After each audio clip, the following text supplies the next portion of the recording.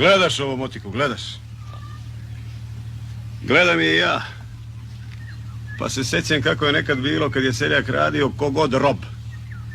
Kad dođe ono vreme kopanja kuruza, bir šilovaču, ona tvrda kaj kamen.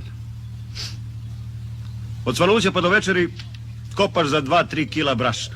Onda dođeš kući, okačiš motiku na granu, legneš da spavaš, ka zaklan. Već svanulo. Ustaneš, izađeš u dvorište, a motika se još uvijek ljulja na grani. Hoću da kažem, takav je odmor bio za ruke i grbaču seljaka. Nego dobro to. Ček da mi nađemo zajednički jezik. Mislim, svi su ljudi i vaki i inaki, ali idem ja u lov jednom prilikom s nekim društvom, da ti opričam. U tom društvu ima neki Joca zvani Veverica, takav mu nadimak, valjda od detinjstva. I sad jednom mi lovili pa seli da se odmorimo, tako tu. Razgovaramo, kad jedan kaže, ljudi boži, kako se zove mužja kod Veverice?